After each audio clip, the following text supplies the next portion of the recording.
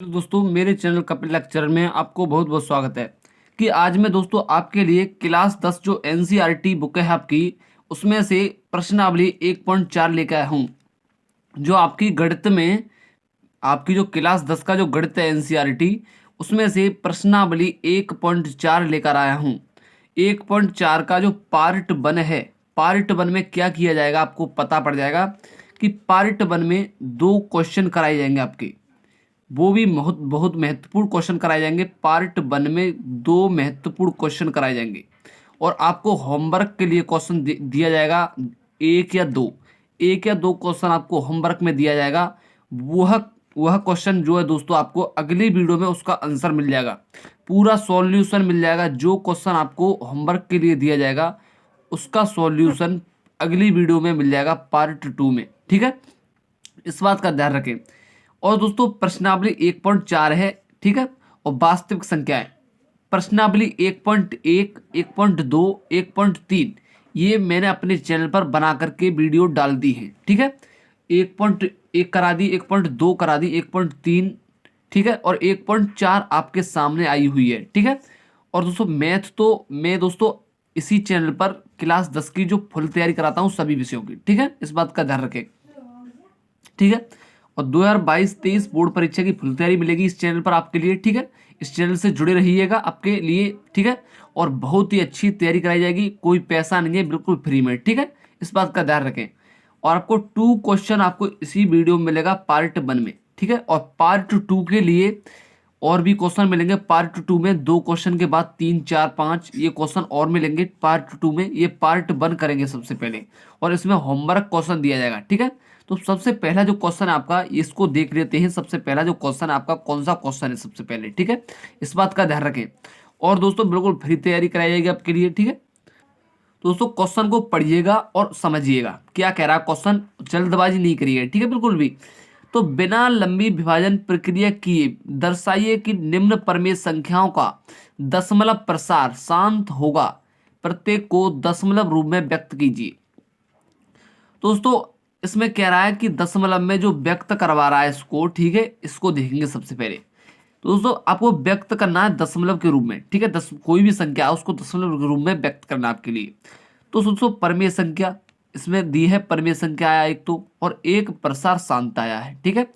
दोस्तों इस बात का ध्यान रखें, सबसे पहले शांत शांत की बात आ जाइए, शांत कौमा अशांत, ठीक है। इस बात को लाते हैं सबसे पहले की बात, ठीक है। दोस्तों शांत और अशांत, शांत अशांत की जो मैंने ट्रिक बताई है वो 1.1 प्रश्नावली 1.1 और 1.2 में बताई हुई है, ठीक है। मैंने एक ट्रिक बताई है, वह ऐसी ट्रिक बताई है जो कि उस ट्रिक से शांत और अशांत तुरंत ही पता पड़ जाता है देखते ही क्वेश्चन को, ठीक है। क्वेश्चन को देखते ही पता पड़ जाता है कि शांत है या अशांत है, ठीक है। तो दोस्तों शांत और अशांत मैंने बता दिए हैं 1.1, 1.2 में। उसके बाद आता है आपका परमेय परमेय संख्या। और परमेय संख्या आपको जानना पड़ेगा बिल्कुल भी। जो दोस्तों जो संख्या P/Q के रूप की होती है वो क्या होती है, परमेय संख्या। तो दोस्तों आपके 2 टॉपिक पूरे हो गए इस वीडियो में, ठीक है। 2 टॉपिक शांत शांत मैंने करा दिए। और P/Q की रूप की जो संख्या होगी वो क्या होगी, परमेय संख्या होगी, ठीक है। तो दोस्तों P एक क्या होता है, P एक पूर्णांक होता है, इस बात का ध्यान रखें, ठीक है। तो Q के बराबर जो होता है Q नॉट इक्वल टू 0, ठीक है, इस बात का ध्यान रखें, ठीक है। उसके बाद में अब लेते हैं क्वेश्चन जो आपकी एनसीईआरटी बुक का क्वेश्चन है, बहुत ही इंपॉर्टेंट क्वेश्चन है, ठीक है, एनसीईआरटी बुक का। दोस्तों क्वेश्चन जो है आपका वह क्वेश्चन है ये आपके सामने क्वेश्चन आया है, ये क्वेश्चन माना जाएगा बिल्कुल, जो कि आपका इंपॉर्टेंट क्वेश्चन माना जाएगा, ठीक है। और मैंने आपको परमेय परमेय बता दिया, ठीक है। तो क्वेश्चन ये है, तो क्वेश्चन कैसे किया जाएगा कि परमेय संख्या तो आप जान गए होंगे, परमेय संख्या, परमेय संख्या क्या होती है, जो परमेय संख्या होंगी वो P/Q के रूप की होंगी, इस बात का ध्यान रखें। आपको मैंने बता ही दिया और सुन भी लिया आपने, ठीक है। तो परमेय संख्या कौन सी होंगी, जो P/Q के रूप की होंगी, ठीक है। तो दोस्तों इसमें जो होता है Q के जो गुणन याद करने पड़ेंगे। Q के जो गुणन होते हैं वो क्या होती हैं कि 2 की पावर क्या होता है n इंटू 5 की पावर होता है m।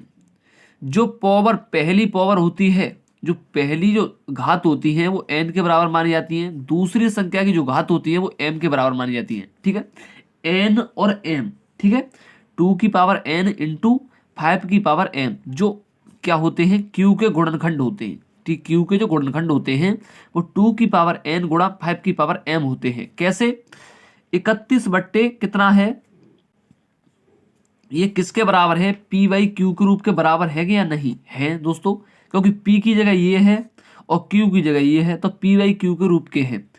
दोस्तों क्यू के जो गुणनखंड है वो क्या है, 2 की पावर 2 गुणा 5 की पावर 3। दोस्तों क्यू के जो गुणनखंड हैं वो क्या है, 2 की पावर 2 इंटू 5 की पावर क्यू। ठीक है, ये दोस्तों काय किसके हैं, वो क्यू के गुणनखंड है। दोस्तों मैंने बताया था कि जो पहली जो संख्या है उसकी पावर n बराबर मानी जाती है, तो n बराबर कितनी पावर मानी जाएगी, 2, और m के बराबर, अब ये दूसरी संख्या है वो m के बराबर पावर मानी जाती है उसकी, तो दूसरी संख्या ये है, तो m के बराबर कितना माना जाएगा, इसकी पावर 3। ठीक है, तो इस यहां तक आपके बिल्कुल मुझे लगता है कि आपको बहुत अच्छा समझ में आया होगा। ठीक है, बहुत अच्छा समझ में आ गया होगा, यहां तक आपको लगता है बिल्कुल मुझको। ठीक है, तो अब आगे चलते हैं, आगे क्या करना है आपके लिए। तो यहाँ इतना करने के बाद में इतना समझ गए होंगे आप। ठीक है, तो इस पावर लिख लेते हैं। उसके बाद में क्या करते हैं कि 31 बट्टा आपका कितना था, यहाँ देख सकते हैं 31 बट्टे 2 की पावर 2 गुणा 5 की पावर 3। दोस्तों पी के बराबर आप जान ही गए, पी के बराबर कितना, 31 है ये। ठीक है, उसके बाद में 31 बट्टे कितना है, 2 की पावर कितना है दोस्तों, 2, यहां देख सकते हैं 2 की पावर 2, 31 बट्टे 2 की पावर 2 गुणा 5 की पावर 3, गुणा 5 की पावर 3। तो इसको क्या करना है, क्या करना है इसमें। ठीक है, इसमें क्या करना है इसको मैं बताऊंगा। जैसे किसी भी जो संख्या की घात होती है, जैसे दो संख्या है इनकी घातें हैं, जैसे 2 की पावर 2 है या यहाँ है 5 की पावर 3, इन दोनों को क्या करना होता है, बराबर करना होता है घातों को। घातें जब तक बराबर नहीं होंगी हम बराबर करते हैं। ठीक है, घातों को बराबर करना होता है। जैसे हमें बराबर करने के लिए क्या करना पड़ेगा कि 31 बट्टे 2 की पावर 2 गुणा 5 की पावर 3, दोनों में क्या कर देंगे, 2 से गुणा कर देंगे, दोनों में 2 बट्टे 2 से गुणा कर देंगे, इसमें भी 2 से गुणा, इसमें भी। ठीक है, तो इसमें क्या करेंगे, तो 31 का 2 से गुणा करेंगे, 31 दूनी कितना हो जाएगा, 62। इसमें 2 से करेंगे, ये 2, एक 2 और 2 2 कितना हो गया, 3 2, तो 2 की पावर कितना हो जाएगा, 3, और 5 की पावर 3 है ये दोस्तों। तो 3 की, ये भी 3 होगी इसकी पावर, इसकी भी पावर 3, तो दोस्तों दोनों बराबर होगी। तो हमें इतना ही चाहिए था। अब क्या कह रहा है ये, इतना करने के बाद में अब क्या कह रहा है दोस्तों, यहां देख सकते हैं आप कि दशमलव, यहां देख सकते हैं दशमलव के रूप में व्यक्त कर रहा है। तो दशमलव के रूप में जो व्यक्त करवाएगा दोस्तों आपके लिए, तो दशमलव के रूप में आपको व्यक्त करना है। ठीक है, दशमलव के रूप में कैसे व्यक्त होगा, जैसे 62 है तो 62। ठीक है, उसके बाद में संख्या का संख्या गुणा कर लेते हैं, 2 पंजे 10, और दोस्तों घात 3 है तो 3 ही रहेगी, 3 की 3 ही रहेगी घात। ठीक है, उसके बाद में 62 कितना हो जाएगा, 62 का 62, और 10 का गुणा 3 बार करेंगे, जैसे 10 गुणा 10, तो कितना हो जाएगा, 10 दाई 100 दाई 1000, 1000 हो जाएगा। अब इसको ले आओ 62 बट्टे कितना है, 1000, इसको इधर ले आओ। ठीक है, अब ये दशमलव के रूप में व्यक्त करना है हमारे लिए, तो किस प्रकार हो, हमारे लिए 62 बट्टे 1000 दशमलव के रूप में व्यक्त करना है, तो किस प्रकार होगा, तो कैसे होगा मैं बताऊंगा। 62 का 62 लिख लिया, 3 जीरो हैं तो 3 संख्या के बाद पॉइंट लग जाएगा, 1 2 3, और पॉइंट लगा के फिर जीरो बढ़ा दो, तो 0.062।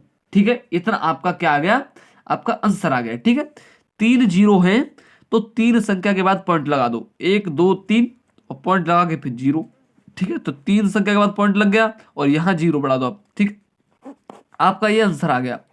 आपको मैं एक क्वेश्चन इसी में से होमवर्क दूंगा, जो कि आपको अगली वीडियो में पार्ट 2 में आपको मिलेगा देखने के लिए। ठीक है, अब चलते हैं क्वेश्चन नंबर दूसरे पर। ठीक है, तो दोस्तों आप क्वेश्चन नंबर आगे आप दूसरे पर, ये भी आपका इंपॉर्टेंट क्वेश्चन है। ठीक है, समझने वाले के लिए इंपॉर्टेंट क्वेश्चन है। ठीक है, तो ये क्वेश्चन आपका, यूक्लिड विभाजन प्रमेयिका का प्रयोग करके दर्शाइए कि किसी धनात्मक पूर्णांक का वर्ग किसी पूर्णांक m के लिए 3m या 3m+1 के रूप का होता है। ठीक है, तो दोस्तों इसमें क्या कहा है इसने कि जो आर के संभव मान हैं, आर के जो संभव मान हैं, आर के जो संभव मान है वो क्या दिए हैं इसने, कि जो m से 0 से दिया है 1 तक, लास्ट में क्या है 1, यहां मान लीजिए 0 और यहाँ 1, तो 0,1 तक दिए हैं इसने मान, ठीक है। ज्यादा करो तो 2 कर लीजिए आप, ठीक है, 0,1,2। तो इसके संभव मान है क्यू। अब हाल मान लीजिए क्यू क्या मानोगे, जैसे मान लिया हमने क्यू ले लिया, अब हमने क्यू है तो क्यू क्या मानेगा, तो क्यू माना जाएगा दोस्तों, क्यू एक क्या है, एक दोस्तों हमेशा पूर्णांक है, क्यू क्या है दोस्तों, पूर्णांक है, ठीक है। तो इसका जो है इसीलिए 0 से 1 तक है। हवाल दोस्तों जैसे ऐसा होता है, जैसे मान लीजिए 3m है, या हो जाता जैसे 3m या 3pm प्लस है, तो मैंने इस प्रकार बता दिया, और होता 3m या होता 3m प्लस 5। दोस्तों कहाँ तक आया था संभव मान, संभव मान होता 0 से कहाँ तक, 5 तक, ये 5 है तो 0 से 5 तक होता, तो इसीलिए हमें 1 तक किया था, 0 से 1 तक, अब 2 तक हमने बढ़ा लिया अपनी तरफ से, ठीक है। तो इस प्रकार किया जाता है, जैसे हमने 3m है, 3m से शुरुआत की है, अब 3m को हम क्या कर लेंगे, यहाँ पे इसने कहा है धनात्मक पूर्णांक का वर्ग, धनात्मक, ये धनात्मक संख्या है, धनात्मक आप जानते ही हैं, धनात्मक होती है प्लस की और ऋणात्मक माइनस की, ठीक है। तो धनात्मक संख्या है तो 3 तिया कितना हो जाएगा, 9m स्क्वायर हो जाएगा ना, हो जाएगा, तो 3 तिया कितना हो जाएगा, 9m स्क्वायर, ठीक है। तो इस प्रकार का ध्यान रखें, तो 3 हल 3 का गुणा कर दीजिए हमने, तो 3m का 3 तिया 9, तो 3m स्क्वायर हो जाएगा, ठीक है। तो 3 तिया 9, 9m स्क्वायर हो गए, ठीक है। उसके बाद में हवाला हम निकालें इसमें से वर्ग, तो ये कितना निकल आएगा, 3m निकल आएगा। उसके बाद में अब ले लेते हैं 3m प्लस 0, तो ये कितना हो जाएगा, तो 3m प्लस 0 का मान हम तोड़ेंगे, इसमें से क्या हो जाएगा, 3m प्लस 0 है उस पर स्क्वायर है, तो इसको क्या कर लेंगे, 2 बार लिख लेंगे, 3m प्लस 0, 3m प्लस 0, ठीक है। अब इस संख्या का इस दोनों संख्या में गुणा करना है, और इस संख्या का इस दोनों संख्या में गुणा करना है, तो 3m का इसमें गुणा करेंगे, 3 तिया कितना हो जाएगा, 9, 9 हो जाएगा, तो कितना हो जाएगा, 9m स्क्वायर प्लस, अब 3m का करेंगे 0 में, तो 3m का 0 में 0 प्लस 0 का अब 3m में करेंगे, तो 3m में करेंगे 0 प्लस, अब 0 का 0 में तो 0, तो कितना आ गया दोस्तों, 9m स्क्वायर आ गया, तो बराबर 3m निकल सकता है ना, इस बात का ध्यान रखें, तो बराबर कितना निकल सकता है, 3m। अब दोस्तों 0 हो गया, उसके बाद में हमने कौन सी संभव मान है हमारे, 1,2, 2 तक है संभव मान। अब क्या करेंगे, 0 हमने रख लिया, अब रखेंगे 1, कैसे रखेंगे, 3m प्लस 1 का वर्ग चढ़ा दिया हमने। अब इसको जब 2 का मतलब क्या होता है मैंने बता दिया आपके लिए, 2 बार लिखना, 3m प्लस 1 और 3m प्लस 1, तो 2 बार लिखना होता है, ठीक है। तो इसमें हम इस संख्या का दोनों में गुणा करते हैं, और फिर इन दोनों संख्याओं का दोनों में गुणा करते हैं, जैसे इस संख्या करेंगे दोनों में गुणा, फिर इस संख्या करेंगे दोनों में गुणा, तो पहले इस संख्या कर लेते हैं दोनों में गुणा, तो 3 तिया 9, m का गुणा m में तो m स्क्वायर प्लस 3m का करना है 1 में, तो 3m प्लस, ठीक है। अब कब करेंगे, इन दोनों का दोनों में, 1 का 3m में करेंगे तो 3m प्लस 1 का 1 में तो 1, ठीक है। तो 9m स्क्वायर हो गया प्लस 3m, और 3m कितना हो गया, 6m प्लस कितना हो गया, 1। दोस्तों हम किस प्रकार ले सकते हैं आपको ये, तो दोस्तों हम क्या करेंगे, अब इसमें अब हमको क्या करना है कि 3 ले लेंगे क्या, ठीक है, 3 कॉमन ले लेंगे हम, तो 3 कॉमन लेने के बाद में क्या हो जाएगा, 3 तिया 9, 3m स्क्वायर हो जाएगा, ठीक है। 3 कॉमन लेने के बाद हम प्लस 3 का इसमें करेंगे, 3 दूनी कितना हो जाएगा, 6, तो 2m हो जाएगा। उसके बाद में प्लस 1, ठीक है, इस प्लस को हम बाहर निकाल के प्लस लगा देंगे, ठीक है। अब दोस्तों 3 है और प्लस है, इन बीच के की बात नहीं करते हम, 3 है और प्लस 1 है, तो 3 लगा करके ये किसकी जगह है, m की, तो 3m प्लस क्या हो जाएगा, 1, तो कितना आ गया, 3m प्लस 1। दोस्तों इसी प्रकार ऐसे सवाल किए जाते हैं, ठीक है। इसमें कुछ तो है नहीं है दोस्तों, आपको क्या करना है, आपको दोबारा बता देता हूं मैं, कि आपने 3m या 3m प्लस वन इस क्वेश्चन में दिया है, इतना दिया है 3m या 3m प्लस वन, तो 3m का वर्ग कर दे सबसे पहले, ये कर दिया हमने 3m का वर्ग। उसके बाद में 1 तक कर दीजिए, 1 तक। तो 3m करने के बाद में क्या करेंगे, 3m प्लस 1 0, तो 3m प्लस 0 कर दिया। उसके बाद में 3m के बाद में करेंगे 3m प्लस 0, इसका वर्ग कर दिया, इसका हो गया। अब उसके बाद में 0 के बाद में क्या आता है 1, तो 3m प्लस 1, तो 1 का कर दिया। अब यहीं तक हमारा दिया है, यहीं तक दिया है 3m प्लस 1 तक, तो यह कर दिया हमने। ज़्यादा होता तो ज़्यादा कर देते। तो इसी प्रकार ऐसे सवाल किए जाते हैं दोस्तों। तो होमवर्क के लिए दोस्तों मैं आपके लिए एक सवाल क्वेश्चन देता हूँ, उसको आपको करके लेके आना है। और कौन सा क्वेश्चन है आपका, वो क्वेश्चन मिलेगा आपको लो इसमें से क्वेश्चन आपका मिलेगा, ये क्वेश्चन, ठीक है, ये क्वेश्चन मिलेगा आपके लिए, जो कि आपको बिना लंबी बहन प्रक्रिया किए बने। तो मैंने बताया था ये वाला क्वेश्चन आपको प्रत्येक के रूप में व्यक्त करना है, ठीक है, मतलब जो दशमलव के रूप में व्यक्त करना होता है उसको बताया, ठीक है, ये बता दिया है मैंने। पहला क्वेश्चन यही है। इस क्वेश्चन को आपको होमवर्क है, अगली वीडियो में पार्ट 2 में इसका सॉल्यूशन मिल जाएगा और आपको आंसर बता देना है इसका। तो क्वेश्चन आपका मिलेगा आपको 33/50, ठीक है, ये क्वेश्चन आपको मिलेगा। कितना है दोस्तों, 33 कितना है 50, ठीक है। ये क्वेश्चन आपको क्या करना है, करके दिखाना है, ठीक है, और उसका आंसर बताना मेरे लिए कमेंट करके, ठीक है। तो दोस्तों मिलते हैं अगली वीडियो में पार्ट 2 में, ठीक है। तो दोस्तों तो कमेंट जरूर करें दोस्तों, अच्छी से अच्छी, ठीक है, और चैनल को सब्सक्राइब करें, और नए हो तो चैनल को सब्सक्राइब करें और लाइक जरूर करें, ठीक है।